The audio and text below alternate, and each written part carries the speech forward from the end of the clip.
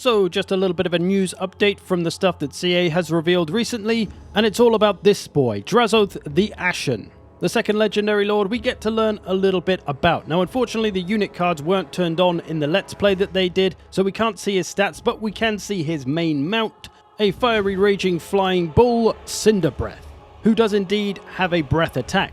So he's no doubt going to be a melee powerhouse with that mount, but he's also a powerful sorcerer in his own right, so he's going to be the full package by the looks of it. And as for start positions of the two lords that we have so far, they're obviously in the Darklands, with your boy Ostrogoth Ironhand being here in Zorn Azkul, which gives him the nearby enemies of Grimgor to the east, Archaon to the north, then both Kislev and Vampire Counts to the west. And then down south of him in Noblar country, that's where Drazhoath is going to reside.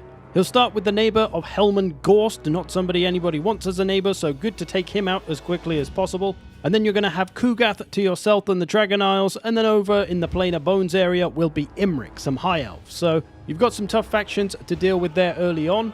Also in the campaign Let's Play, we get to see some of the screens of the campaign mechanics, including the convoy system, which is pretty much just the Cathay caravan mechanic. You pay some of your armaments currency to send a caravan off, and then it travels across the world and will occasionally get into little bits of trouble that you'll have to decide what to do on. So that's cool. I like the caravan mechanic, so it's just been reused here, which is fine. We also get to see the Hellforge recruitment system, which is basically the Chaos Dwarf unit caps. We'll be able to increase these over time by spending our armaments. And to look at all the units here, I mentioned these all in my previous video.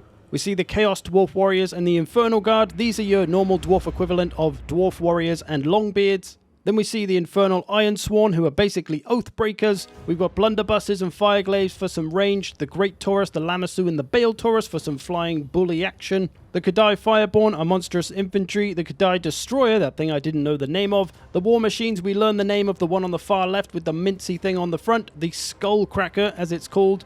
Haven't seen too much of the other war machines yet, although there's a few regiments of renown we'll look at in a minute. Then we've got the Bull Centaurs as well, and the old Hell Cannon in there too.